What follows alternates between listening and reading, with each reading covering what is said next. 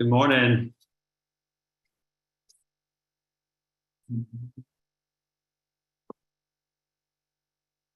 That's helpful.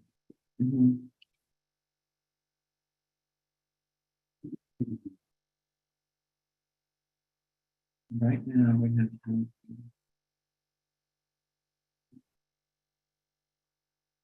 Yes.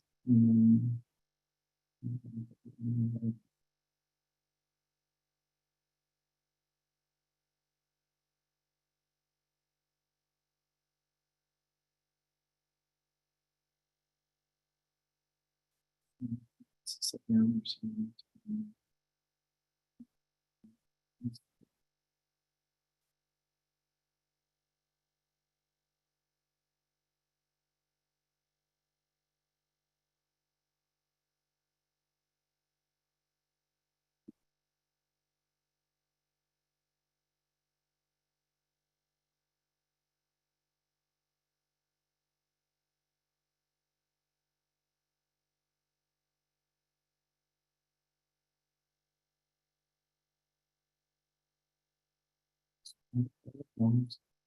Maybe we're pretty much standard, because we just change the states. Mhm.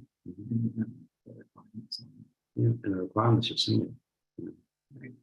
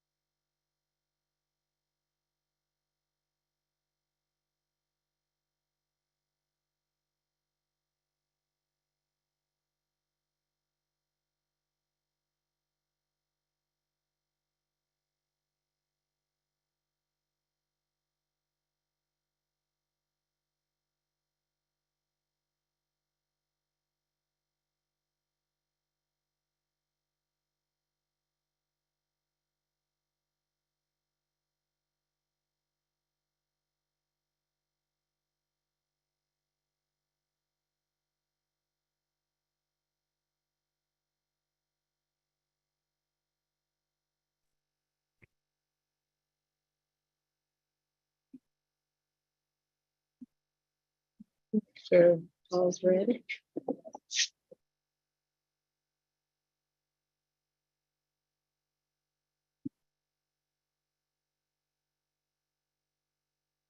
We have the full, like, or they just, okay, we don't have to adjourn.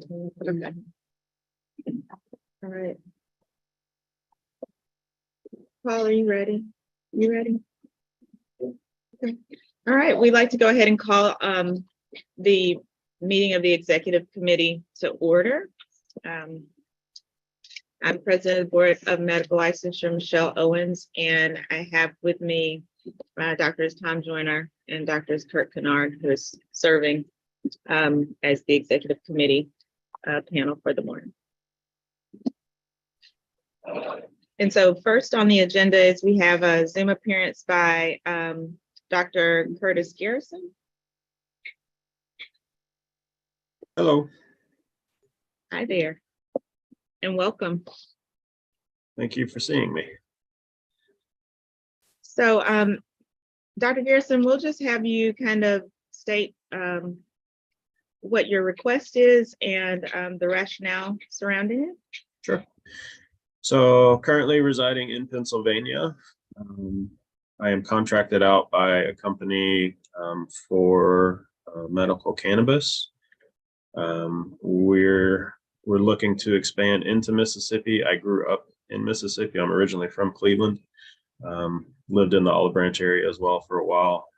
So looking to be able to supervise nurse practitioners in Mississippi while still residing in Pennsylvania at this time.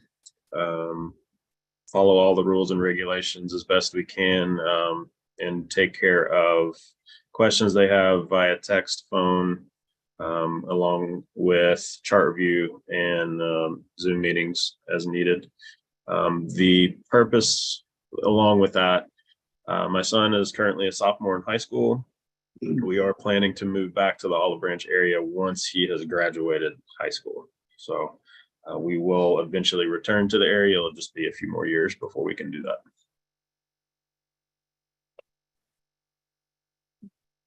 Is this through a company or an organization that's already set up, or will this be an individual clinic that you intend to staff? So we're established in New York, Pennsylvania, and New Jersey currently. They've already purchased or rented areas throughout the state, Olive Branch, Jackson area, also down on the Gulf Coast. So I will be up in the Olive Branch area eventually, but we do have nurse practitioners that are already signed and ready to start working. They're just waiting on a collaborative physician.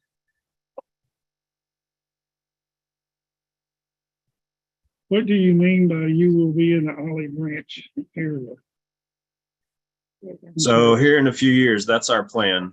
My daughter will be starting college here in a few weeks down in Henderson, Tennessee, which is about a little over an hour away from Memphis. When my son graduates high school, that is the plan, is that we move back to Olive Branch where we lived before. So we'll eventually be back in the state of Mississippi.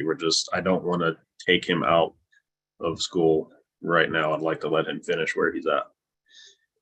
Understood. What is he, a sophomore, junior, senior? Yes. Yeah. He just turned 16. He's a sophomore. He's an ice hockey player. They don't have ice hockey in Mississippi. I was just gonna say that might be a little difficult for him to find a strong team down here. Can you tell me a little bit more about what the practice entails? Sure. So what we do now, we do everything via telemedicine. We do HIPAA related secure links. We document everything we have to submit to the state and PA. Rules are a little bit different in Pennsylvania than they are in Mississippi. Some things are more strict, some things are more lenient. But we see people pretty much every day. And then down in Mississippi, the plan is to have nurse practitioners see the patients in the clinic, and then we follow up with collaboration with them, reviewing charts, and then quarterly meetings, at least via Zoom, to make sure everything's good, and also be available if they have questions and concerns about anything. So I guess I'll try to be a little bit more specific to get Sure. to. I'll try to ask a better question. What specifically is your understanding of the role that physicians, nurse practitioners play in the medical marijuana world in Mississippi? Well, both can prescribe, well, not really prescribe, but can recommend that the cannabis be taken care of. It was my understanding that in order for nurse practitioners to be able to do that, they had to have a collaborative physician in order for that to take place. Well, Paul, you want to speak to this?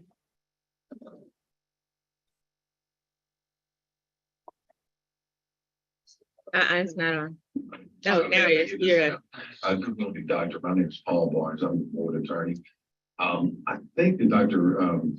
Owens was getting toward, what is your understanding of the requirements for the examination, gathering of history, that sort of thing, how that can be done under the new Mississippi medical cannabis law? So they have to be seen in person. Is that what you're talking about within the first year? Right. One of the Right. So that's where the nurse practitioners would do. Mhm. I'm strictly there to supervise them as they, as they're seeing people in person. This is not we will not be seeing people via telemedicine. They have to see them in person.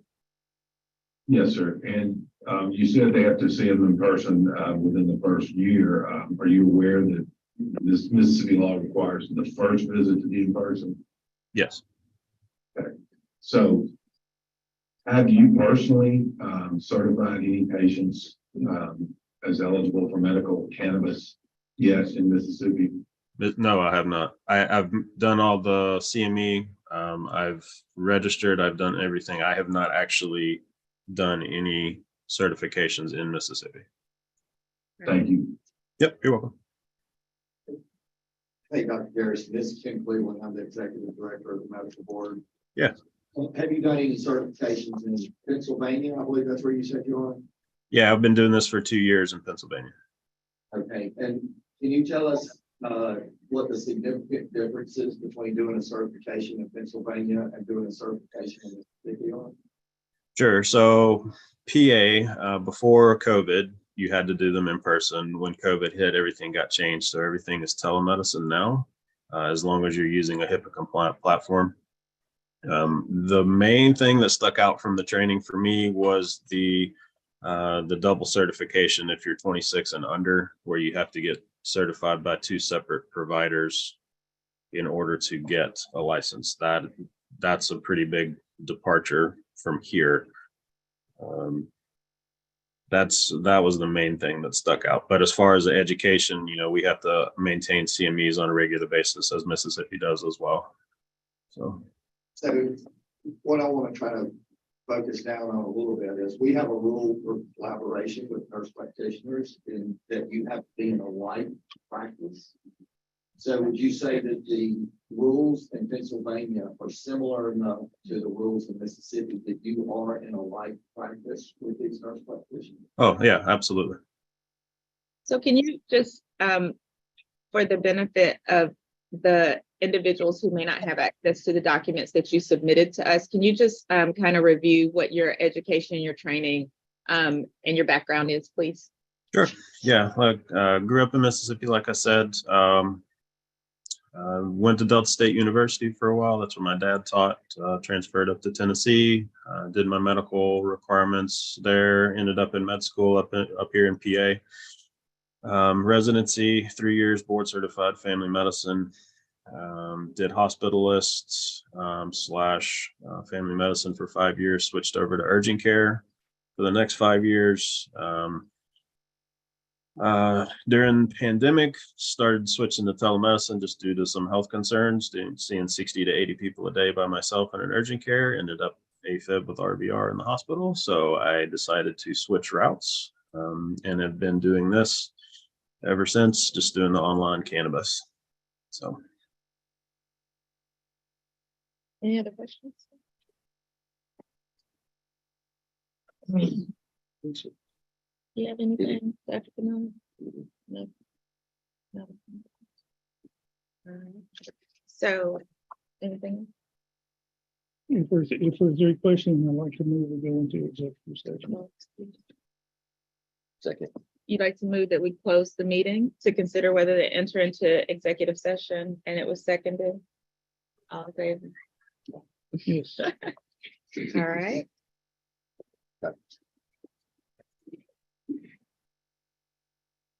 I was gonna tell him we were going in somebody else.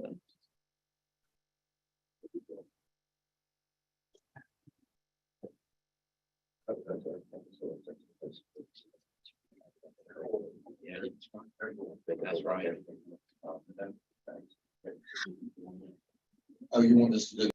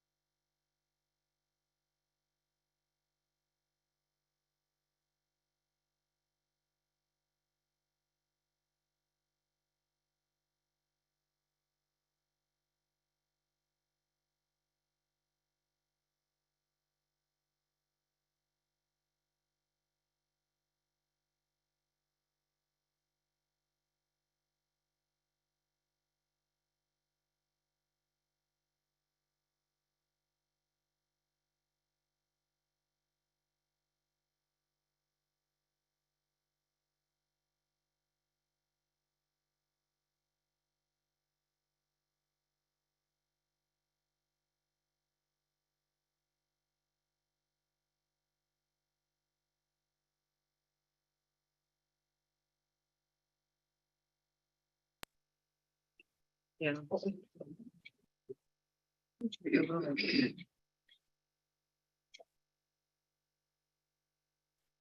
little candle. Hmm.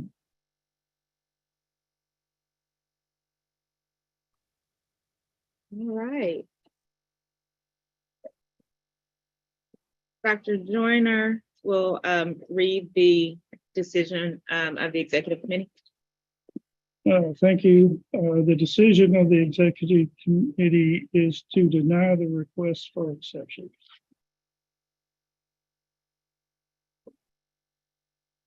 Okay, So, thank you. You're welcome, Dr. Garrison. We are really excited about the idea of having one of our homegrown people returning to Mississippi. And as people who are sitting on here, who many of us have children, we understand, but we hope that once it's good for your family, that you will return to Mississippi. We'd love to have you practice with us and look forward to you bringing your expertise to your home community. Yep, will do. Thank you. Thanks, guys.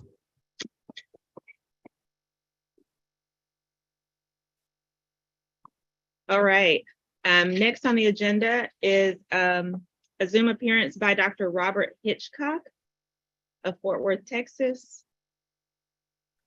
Good morning, and thank you very much for the time from the committee this morning. Is my audio acceptable? Yes, it is. Oh, excellent. Thank you very much. So I am the executive director of a company, Timely Care, based out of the Dallas-Fort Worth area. And I'm meeting with you today to request a waiver for supervision of nurse practitioners while not fulfilling the requirement of practicing within the borders of Mississippi 20 hours a week or more.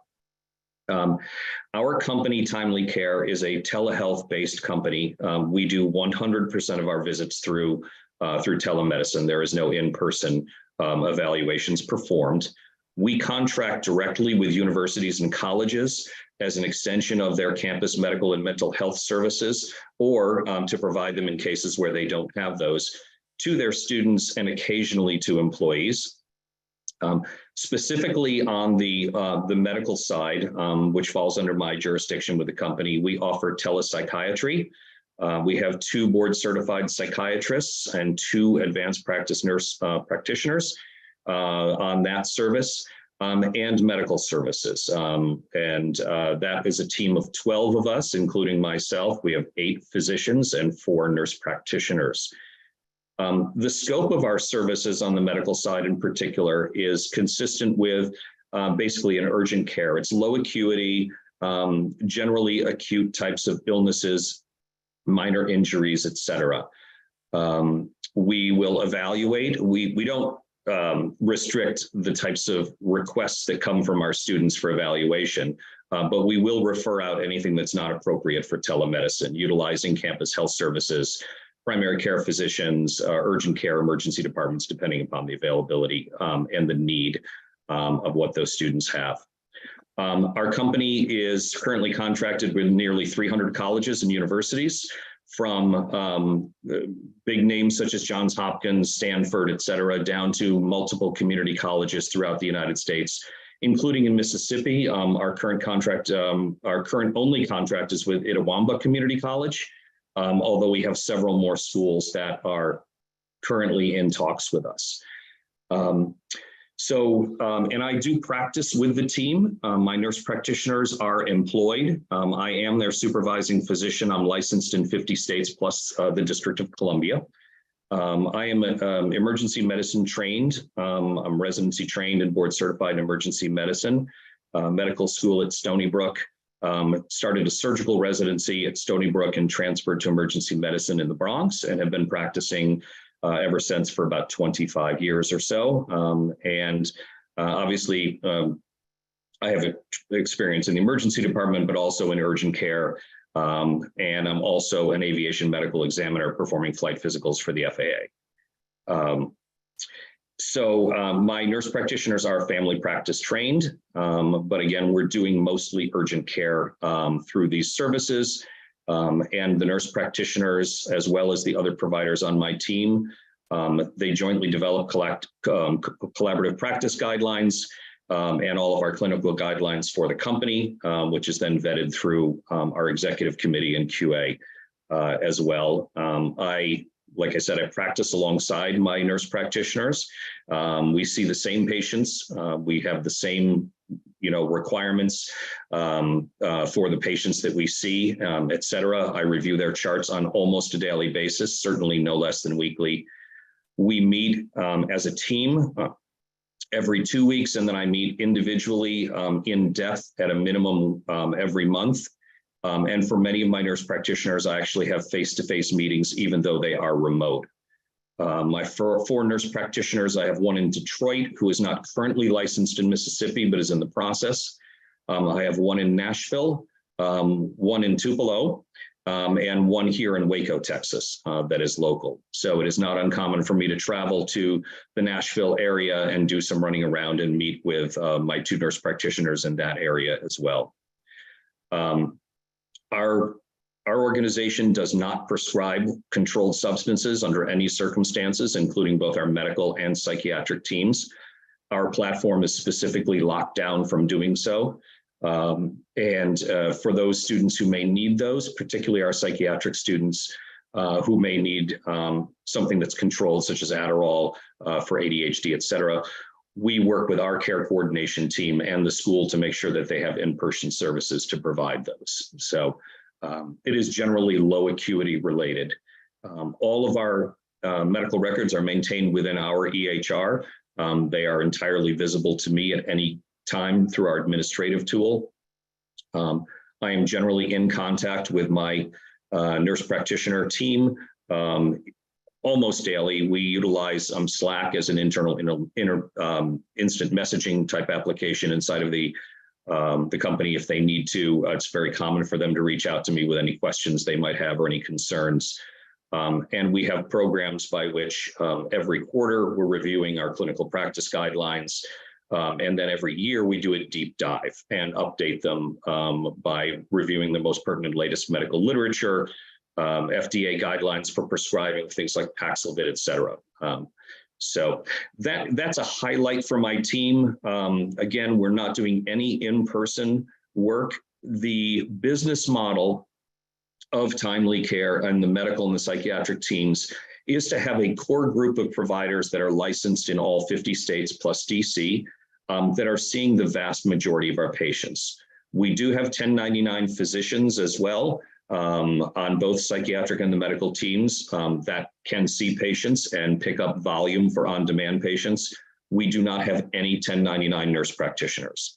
All of the nurse practitioners are full-time W-2 employees of the company and would either fall under collaboration with myself on the medical side or Dr. Andrew Kim on the psychiatric side, who's a board-certified psychiatrist. So I will try and hold my breath there for any questions that you may have.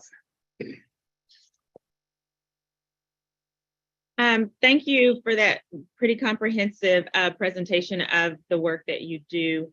Am I clear to understand that what you are proposing right now is going to be limited to college campuses, or is it your goal to extend the work that your company does outside of just providing services to college campuses? I know you mentioned that there's one that you're contracted with in Mississippi right now.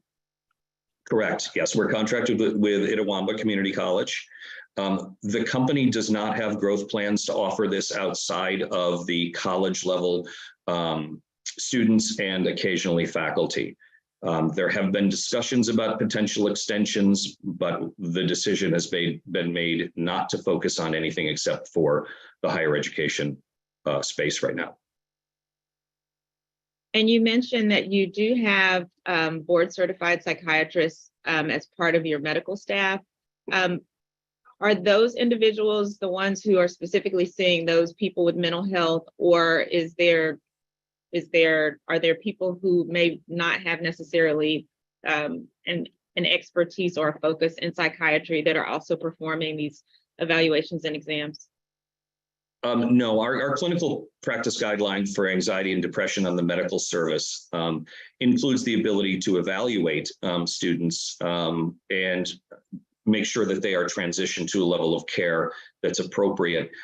Essentially, we do not on the medical side start SSRI therapy or antipsychotic therapy or anything like that. We have our psychiatrists evaluate them for the appropriateness. We have them prescribe and stabilize. And very rarely, we may get involved to help with an emergency medication refill if they missed an appointment or something for one of those medications. And we have access, of course, to all of our psychiatrist notes in our platform. But our medical team refers the mental health patients to the psychiatry team for evaluation.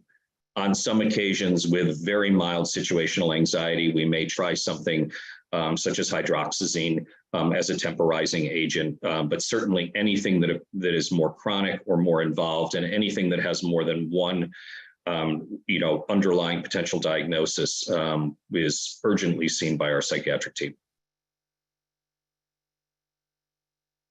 So, right, this is Tom Jordan, by the way. Right at present, you have 2 nurse practitioners that are not located in the state of Mississippi, and you have 1 that is. Correct, and I have 1 more in Detroit that will be licensed soon, obviously not in Mississippi. They'll be licensed, but obviously not in Mississippi. That means. They'll be licensed, but they don't live in Mississippi. She intends to continue to live in the Detroit area. You talk about the level of care is going to be very, very light and stabilized. Most of these colleges have physicians now, and they are family practice based, most of them just like you are. So what are you offering that's superior to that? So a few things. Number one, we do work with a number of colleges and universities that don't offer health services to their students, occurring in many of the community colleges. Secondly, we are 24/7, 365. So holidays, weekends, summer breaks, night times are very common. We also serve a lot of their commuting students who a trip into the university health services might be difficult. And then in particular, from March of 2020 through the last couple of years, many of these health centers were completely overrun with upper respiratory infections, and honestly weren't staffed to the level of the requirements to see the students that needed that. So for us, it is we offer somewhat of a convenience, but we also offer some staff augmentation almost to these facilities. I do work closely with the colleges and universities. We onboard them. For each school, we have what's called a client card in our application, which talks about what services they offer at their school, their preferences for how we handle certain situations, such as students seeking birth control. What are the appropriate ways to get them seen and evaluated for the appropriateness, et cetera. So we do customize, if you will, the workflow of many of our students based upon the abilities of the schools. So in that way, we're very much a staff augmentation and a collaborative partner. So you've signed a contract with Itawamba, is that correct? Correct. Does Itawamba have a physician on their campus now? I don't know offhand. I do not believe so. I know that as of my initial written request about a month ago, we'd only seen 4 Itawamba students, I believe, at that point. It's been a very low volume, but I don't believe they have an on-site physician. I can follow up and get that for you if you'd like. Dr. Cleveland? Dr. Hitchcock, this is Ken Cleveland. I'm the executive director of the medical board. I'd like to ask you a couple of questions. Absolutely. One, how do you verify that they're a student? How do you know that they're a student, not just somebody that got into your telemedicine system? Excellent. Excellent question. So in order to have an account in our application, we either work through single sign-on, which is an electronic connection with the college where we're connected to their systems and they verify the eligibility, or the college and university will send us a flat eligibility file, which is updated usually quarterly, but definitely every semester. So not just anyone, we don't have an 800 number that you can call and just get connected with our services. You actually have to have a predefined and arranged account with us, which is all done through information we get from the school to verify those. If the medical board were to receive a complaint against one of your physicians, and especially one of your 1099 physicians, and we were to request charts, would you honor the subpoena from the state of Mississippi since you're based in Texas and provide those charts? Or would you claim that because we have crossed state lines, that we have no access to the charts of timely care? No, we would absolutely honor that and provide those to you either under subpoena or as a direct request. This is clearly we operate in all 50 states and the District of Columbia and have the respect for and the requirement to abide by the rules in those states. That's all. No? Any questions? All right. I think those are all the questions that we have right now. Good. So I'll entertain a motion. Yes, The motion to, Consider going into executive close the session. meeting. Close the meeting. to Consider going consider- in executive session. So there's been a motion made to close the meeting to consider whether to enter into executive session. Is there a second? second, by Dr. Kennard. Yes. Second. All right, all in favor? Aye. All righty.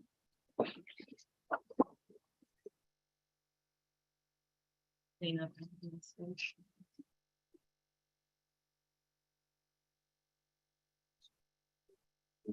President.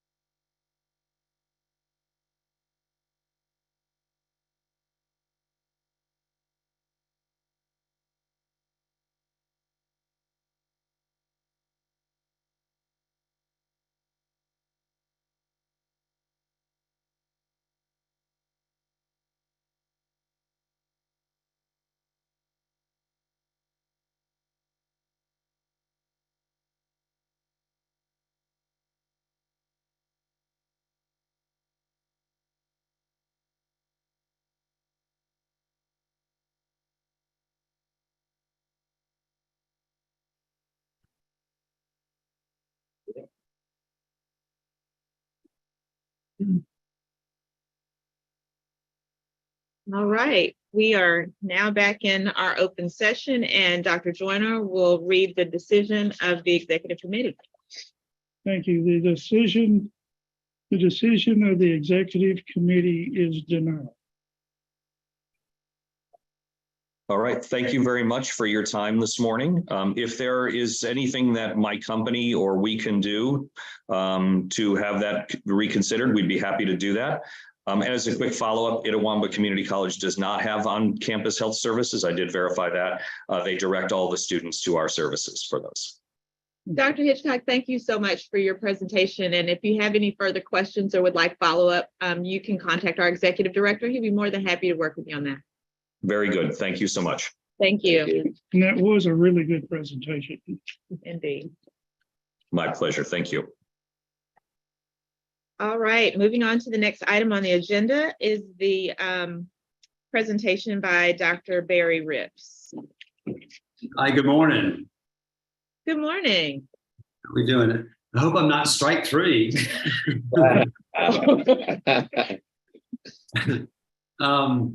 So we put in a letter requesting an exemption from the 80-20 rule as well. And I think our service is a little bit different. So I hope I can convey that to you today.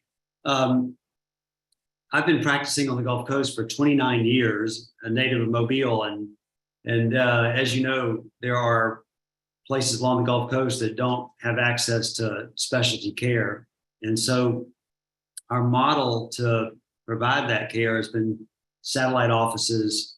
So our nurse practitioner, who's been working here in Pensacola and Mobile for 3.5 years, she applied for a nurse practitioner license in Mississippi. And that's when we realized there was a time requirement. But I think as you begin to see our type of practice, you'll understand it's not such a critical issue for our patients. The nurse practitioners in our practice do the patient intake and testing. And then I meet with every patient personally to offer different treatment options for them. So it's truly a specialty consultation practice only. You know, all the patients have a primary care OBGYN or urologist as their doctor locally in Mississippi. But what's been happening is we're asking patients to travel to Mobile or Pensacola for their visits, and we're trying to reduce the time, or we travel over there, and we're just trying to reduce the time on the road and the delay in their care by letting the nurse practitioner do some of the visits. I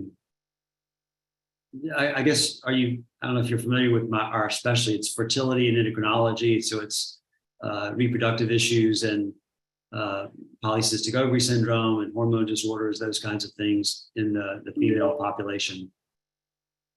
But really, we're just asking for the exemption or exception. Sorry.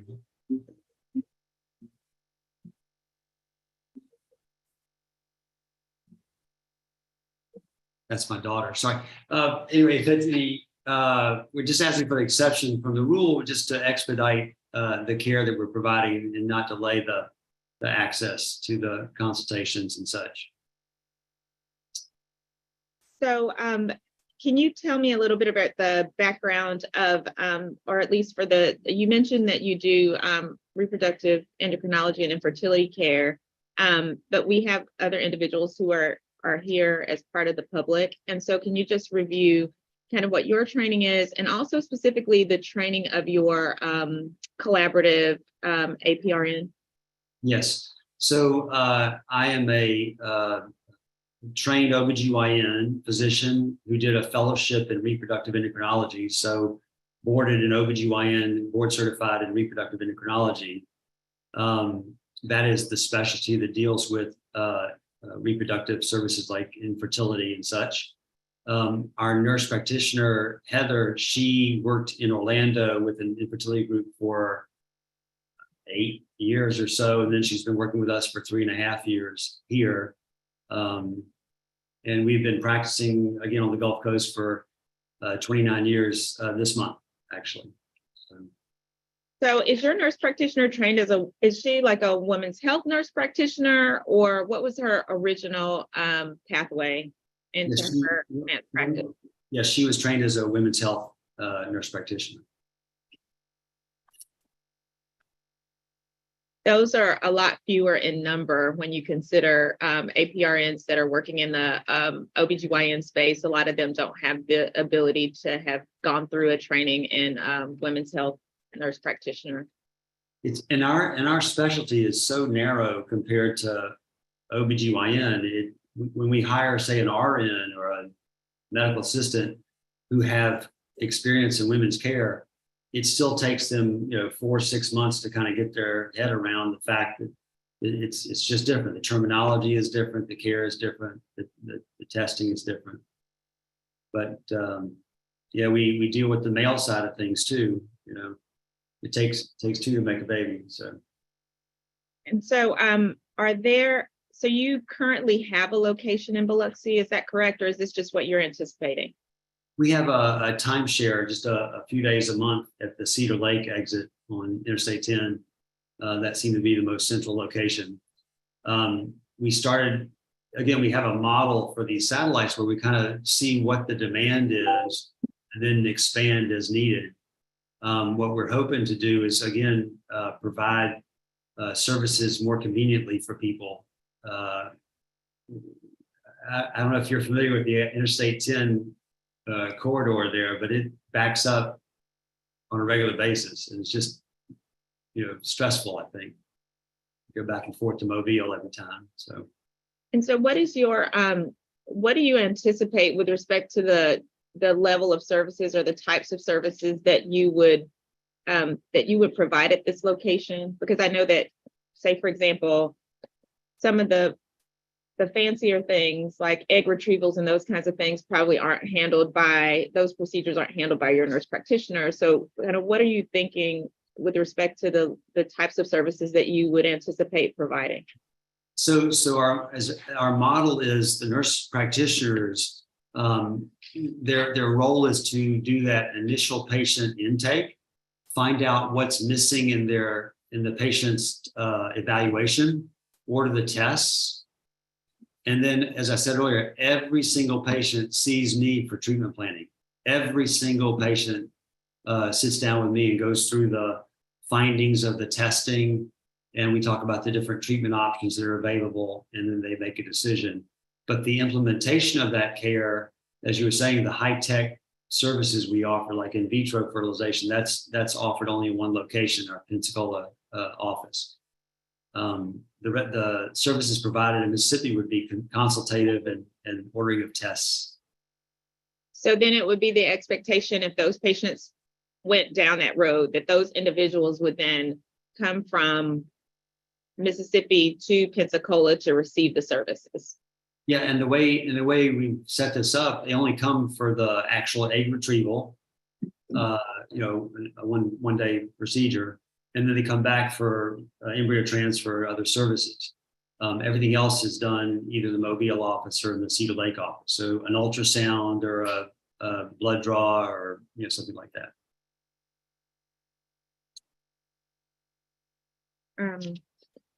Any questions? Dr. Rips, about how many patients do you have from Mississippi now? Lee, what do you think?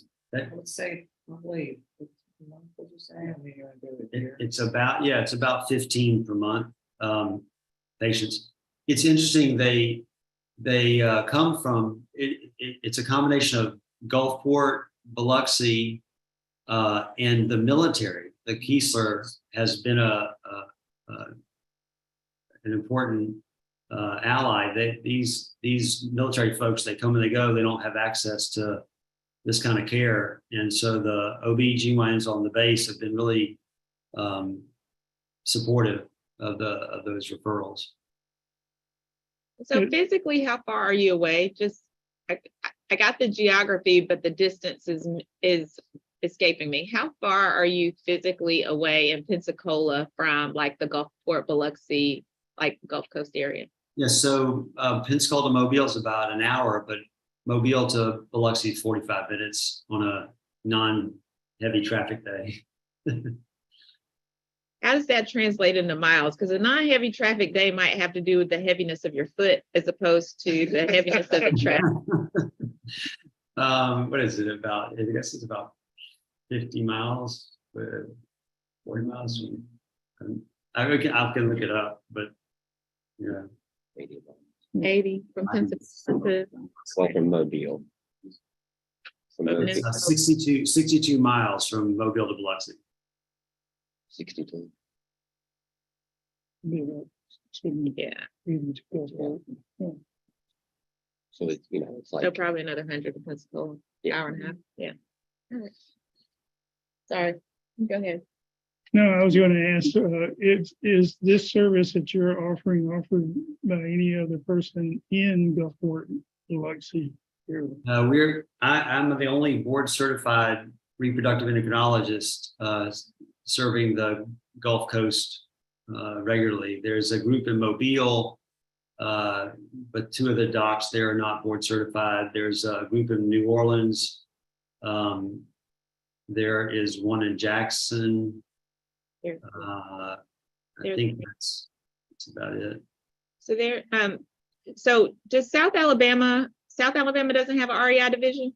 They used to. Dr. Risk retired about 2 years ago, and they did not replace him. So, it's a- sounds like a need. I don't have any further questions. Any other questions? Dr. Rips, this is Ken Cleveland, and the rest of the board may or probably doesn't know this, the executive committee, but apparently you graduated medical school with my brother Bob. Is that correct? in Birmingham, UAB.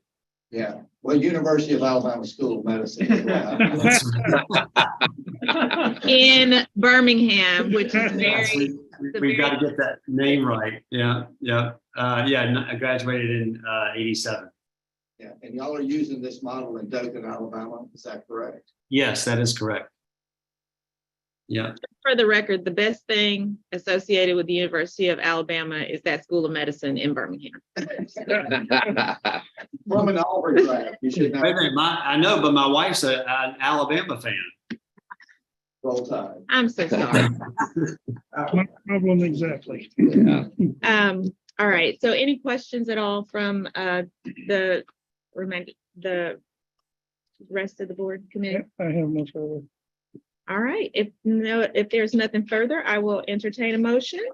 So moved that we go into executive session.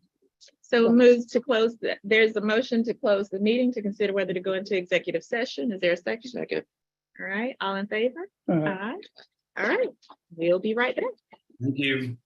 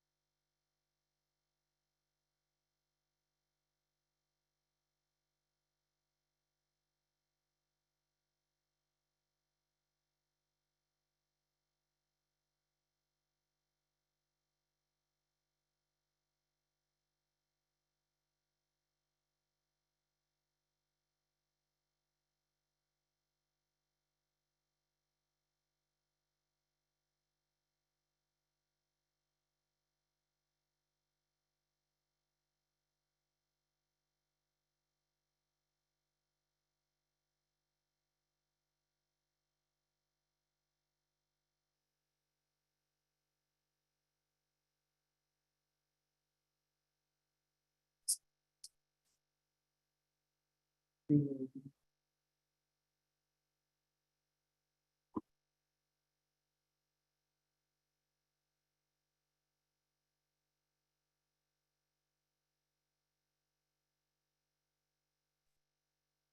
know. And sell it on the black market to your colleagues. Yeah, I'm just telling you, indeed.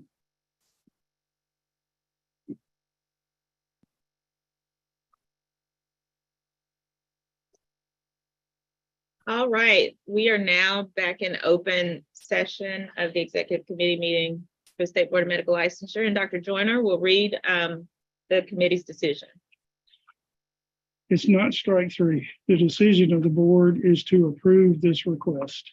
Thank you so much. Thank you so much. There are a lot of women that are going to thank you too.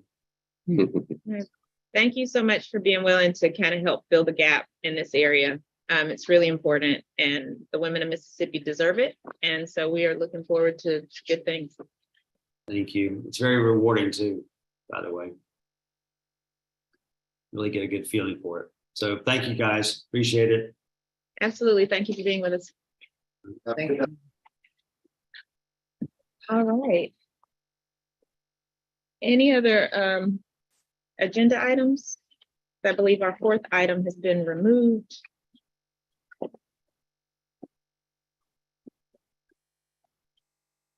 If nothing further, is there a motion to adjourn? So moved.